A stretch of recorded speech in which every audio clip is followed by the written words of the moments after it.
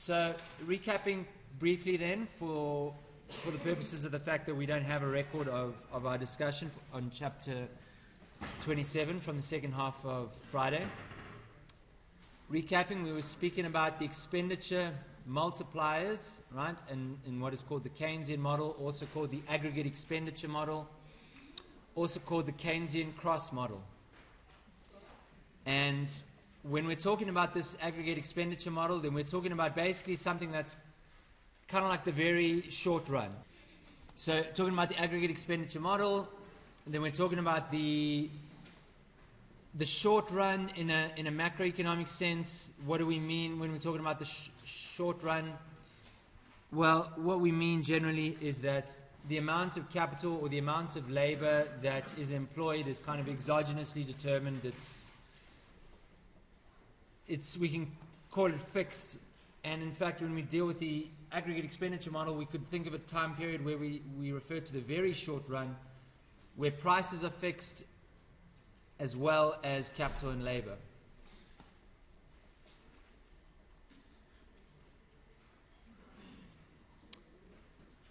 So we began by talking about planned expenditure, understanding something about how planned expenditure differs from actual expenditure. So we said that there were two ways in which we've come up with the idea of expenditure. The first was in chapter 21, where we said output can be measured in terms of expenditure. And now in chapter 27, we're saying, right, if we add all these expenditure components, we end up with something called aggregate expenditure. And aggregate expenditure may or may not be equal to the level of output. We looked at consumption, and we said, let's break up consumption into a slightly more complicated equation and say that consumption, in fact, is a function of output itself. And if we plot our consumption function, C, against our level of disposable income being total income less taxes, then our consumption function is upward sloping. What we assume is that the slope of this function is less than 1. The slope of this function is given by what we call the marginal propensity to consume. And the slope here is just the coefficient in our consumption function, the coefficient on income. So this was our consumption function. We saw that if all income goes either to consumption, savings, or taxes, then we can also plot a savings function, which is kind of like an inverse function of the consumption function. And our savings function will have an intercept that is the negative value of our consumption function, and will have a slope which is 1 minus the slope of the consumption function. So our savings function has a different slope and has a negative intercept. But the savings function is not that important to us. What is important to us is the consumption function. We then introduce something called a marginal propensity to import, and if we add the marginal propensity to import as well as our consumption function, I don't know why this thing's doing this. We were speaking about a consumption function, and then the marginal propensity to import we said varied with output. So if we plot the consumption function as well as the amount of expenditure, exports, the value of exports, the value of government spending, and the value of investment, we add all of those as well as the marginal propensity to import, and we plot them as our aggregate expenditure function, so this dark pink line. We plot aggregate expenditure against output. We end up with an upward sloping curve. The slope of this pink line is the marginal propensity to consume. So in other words, the slope of the consumption function, which is B, is also the slope of the consumption function, unless we have a marginal propensity to import. If we have a marginal propensity to import, then the slope is the value B minus our marginal propensity to import as well, minus little m.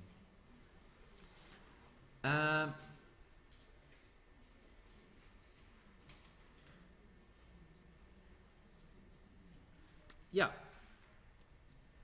So then we looked at this table. I asked you to plot this table, take the values in this table and plot them so that you get this relationship. You see how the value of aggregate expenditure increases as the value of real GDP increases. If we add all the components C, I, G, X, and M, remembering that C increases as Y increases and M increases as Y increases.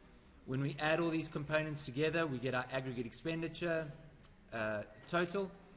Aggregate expenditure increases as Y increases, but it's only at this one value here, 13, where the level of output, so the level of real GDP, actually equals the level of expenditure. In other words, there is only one point where our aggregate expenditure curve crosses the 45-degree line. The 45-degree line, remember, gives us all the locations or all the loci where the points aggregate expenditure, the value of aggregate expenditure, and the value of real GDP are equal. So our 45-degree line gives us all those points. Our aggregate expenditure curve only intersects that 45-degree line at one point. In other words, that's the only point where the level of aggregate expenditure is equal to the level of real GDP. So along this function, along this aggregate expenditure function, if we look at different points like point A versus point D versus point F, we see that at point A, for example, our aggregate expenditure is greater than the level of output. At point D, our aggregate expenditure is equal to our output. And at point F, our aggregate expenditure is in fact less than our level of output. So our aggregate expenditure can either be equal to output or it might not be. Okay? And in terms of this model, there's only one point where it will be. So what this model is designed to understand, or the questions that it's designed to answer, are how does the economy, how does the demand side, being the expenditure side of the economy, right, and the output, which is the production side of the economy, how do those two interact with one another to ensure that we have some kind of balance in the economy, right? How do we achieve equilibrium? Here's our point of equilibrium, point D. That's where the amount of stuff that we are purchasing is equal to the amount of stuff that we are producing. At any of these other points, we are either consuming too much given what we're producing, or we're consuming too little given what we're producing. How in this model do we end up at an equilibrium? And the way that the model is constructed, it says, well, if we are at a point, for example, like point F, what would happen if our aggregate expenditure was less than our output? Well, we would end up producing too much, and firms would not be able to sell that output, in which case their inventory stocks would be increasing in a way that they did not want, right? That was not what they had intended. That was, they had not produced these goods in order to put them, have them pile up as stock in the back room. They produced them to sell them. So if, like at a point F, we end up producing too much, our stock levels go up, that's a signal to firms to produce less. So if we're at a point like point F producing real GDP of 15 million, or trillion, sorry, and our stock levels are going up, that's a signal to firms, right, produce less. As they start producing less, our level of GDP starts decreasing. As our level of GDP starts decreasing, we move from point F down towards point E. At point E, we are still producing too much. Our stock levels are still rising more than we had anticipated, so there's still a signal to firms to produce less. So they produce even less until they get to point D. At point D, what do we see? The level of expenditure that we planned, the level of expenditure that has been planned is equal to the level of output. In other words, the amount of stuff that's being produced is also being sold. There is no unintended buildup of inventory stock what do firms do? Do they produce less? I mean, is there a signal once we're at point D for firms to produce less and move towards point C? Well, what would happen if they did? If they move from point D down to point C by producing even less, what do we end up with? We end up with a level of expenditure that is greater than the level of output. So at point C, what starts happening to firms' stocks?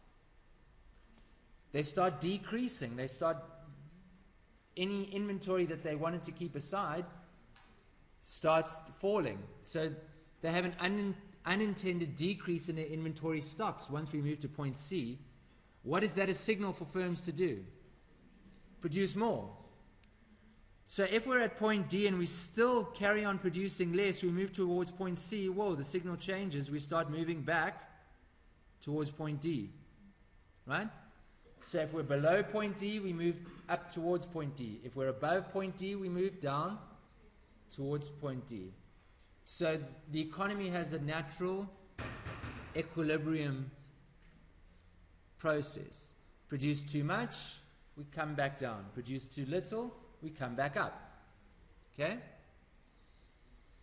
So what this story is telling us, or what this model, the story that this model is telling us, is that the economy essentially can be self-correcting. Okay?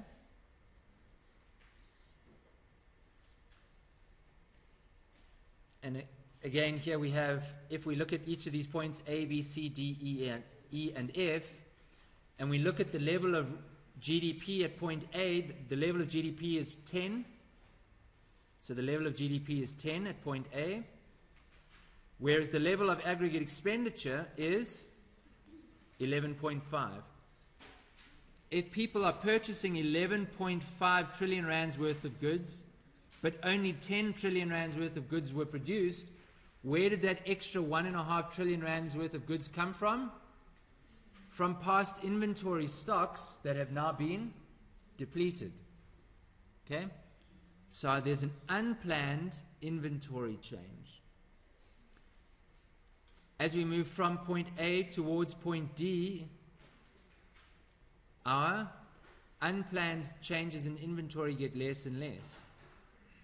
As we move away from point D, we start having an unplanned change in inventory again, but now it's in the opposite direction. Now we've got positive changes. So our economy seems to have a kind of built-in stability around this equilibrium point, is what this model suggests. So, I've got some questions based on the stuff that we've done so far. Let's get out some writing equipment. Sorry?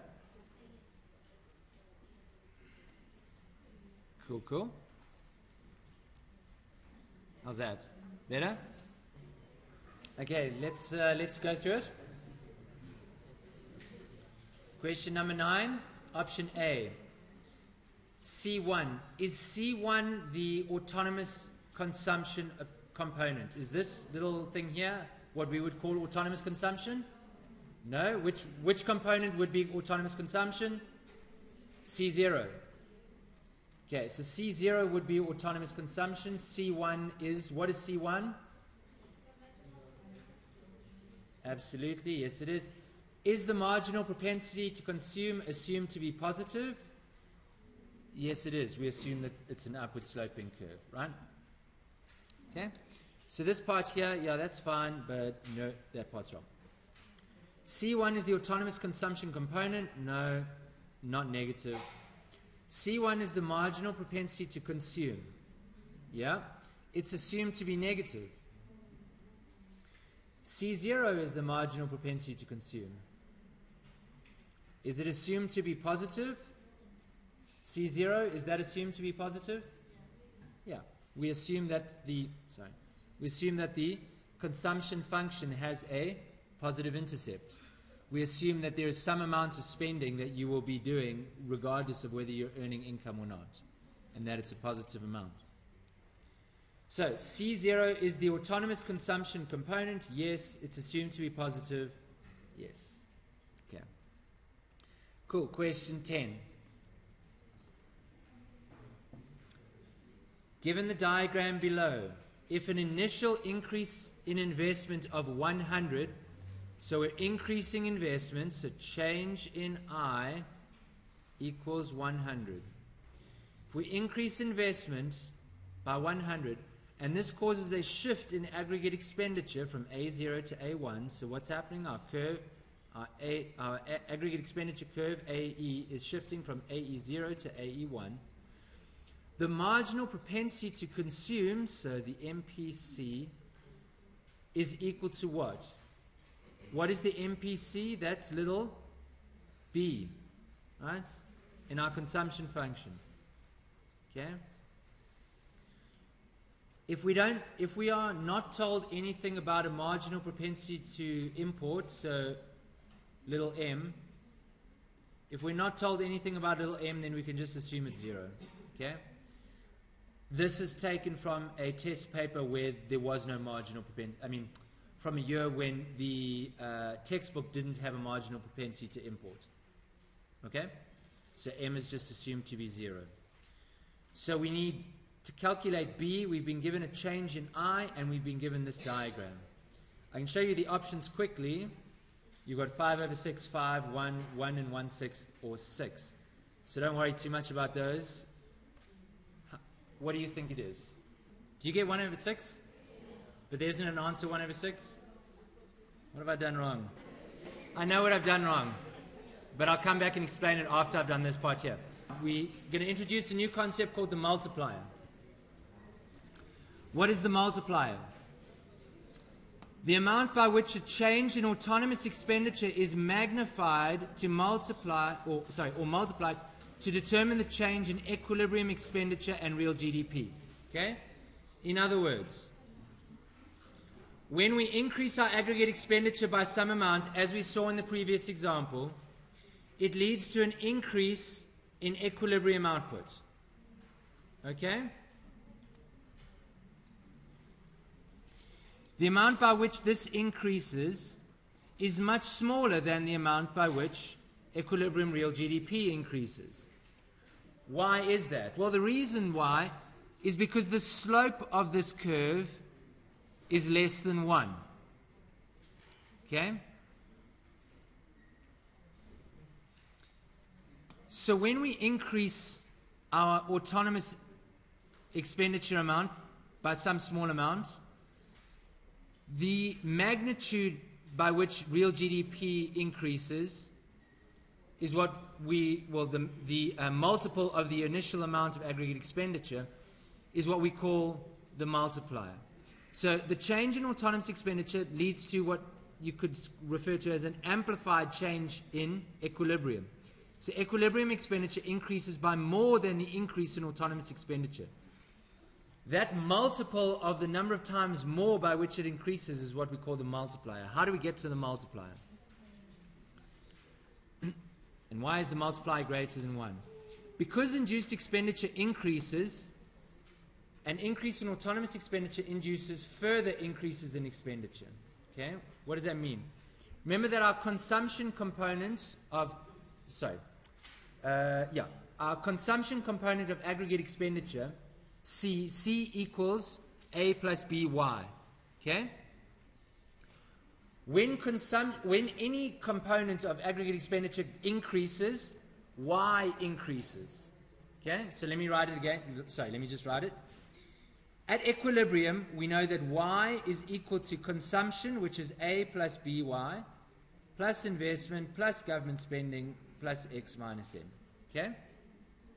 So don't worry about M being induced. In this equation that I've written it down, it's just exogenous.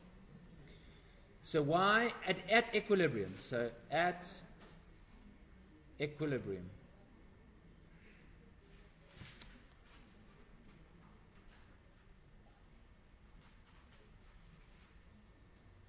Okay, at equilibrium, Y is equal to A plus BY plus I plus G plus X minus M. In other words, Y is equal to aggregate expenditure. You with me? So what does this look like diagrammatically? Remember, if we have aggregate expenditure and we have Y, and there's a 45-degree line, where these two intersect, that is equilibrium. So where aggregate expenditure, A plus B, Y plus I plus G plus X minus M, equals output, Y. So where AE equals Y, we have that Y is equal to A plus B, Y plus I plus G plus X minus M. So if I increase, for example, investment spending, are you happy that when I increase investment spending and I shift my aggregate expenditure curve upwards, I increase investment spending, that increases Y. You with me? When I increase Y, that increases Y over here. Right? In other words, when I increase Y, that increases C. Right? Now, when I increase C, what does that do to Y? That increases Y. More. Is everyone with me? You're looking like you're kind of lost. Kind of lost. Okay? Are you happy with this equation that Y equals C plus I plus G plus X minus M at equilibrium? And you're happy that C is a function of Y. So C equals A plus BY. Okay? So Y is income and expenditure. Right? And output. Those are all different names for Y depending on the context. So if I increase investment spending, I'm increasing aggregate expenditure. Yes? If I'm increasing aggregate expenditure, are you happy that I'm increasing income? I'm selling more goods and services. If I'm increasing aggregate expenditure, I'm increasing spending on output. If I'm increasing spending on output, then I'm increasing income. If output is being produced and sold, then income is being earned. Circular flow. Yeah? The more I produce, the more I earn. Yeah? So when I increase, say, investment spending, I increase aggregate expenditure, I'm increasing expenditure, I'm increasing output, I'm increasing income. Yeah? Okay? So when I increase aggregate expenditure, I'm increasing output, I'm increasing income. When I'm increasing income, I increase my consumption spending. When I increase my consumption spending, I'm increasing aggregate expenditure. When I'm increasing aggregate expenditure, I'm increasing output. When I'm increasing the output, I'm increasing the income. When I'm increasing income, what am I doing to consumption spending? I'm increasing consumption spending. When I increase consumption spending, what's happening to aggregate expenditure? It's increasing. So what's happening to income? It's increasing. So what's happening to consumption expenditure? It's increasing. Okay? Can you see a multiplier thing happening here? I increase spending here, investment spending by 100, but my change in output is much more than 100. Right? It's increasing each time. By more and more. Sorry, not by more and more. It increases by more than 100, but each time that it increases by slightly less. Remember we saw the multiplier process in the money market? You inject money into the system, and that creates more money. But each time more money is created, there's slightly less money created each time. We've got the same process happening here. Okay? Why is less and less income generated each time? Because only a portion of that extra income is spent. Okay?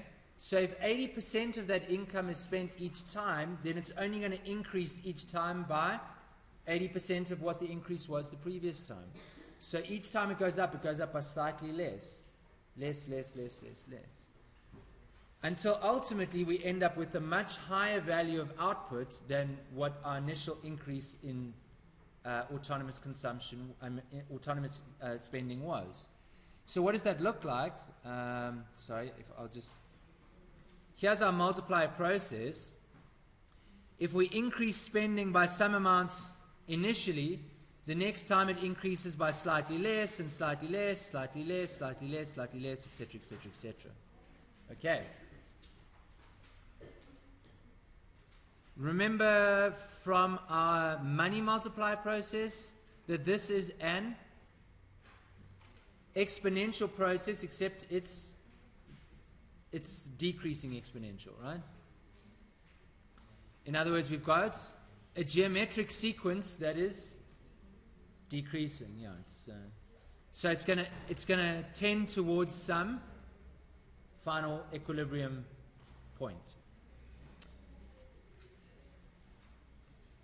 So what happens when we increase investment spending? We increase output by some much larger amount. The amount that we increase it by, we can actually figure it out by saying the following.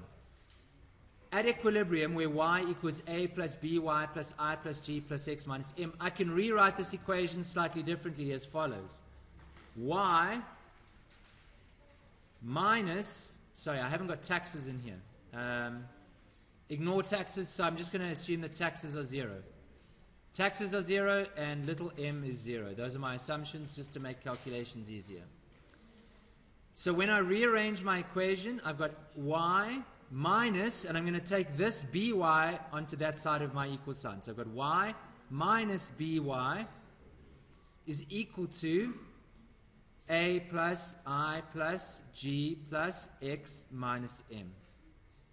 Everyone with me? Okay, now I'm just going to take out y as the common factor here. Y times 1 minus b equals a plus I plus g plus x minus m. And now I want y by itself on this side of the equal sign. On the left-hand side, I just want to have y, so I want to take this back onto the right-hand side. And I can write this equation as y is equal to 1 over 1 minus b times a plus g plus x minus m. Okay. Now I've got another equation here, and if I change I, let's say I change the value of I by some amount, by how much will the value of y change? Look at my equation, y equals 1 over 1 minus b times a plus I plus g plus x minus m. If I change I, so delta I, what will delta y be?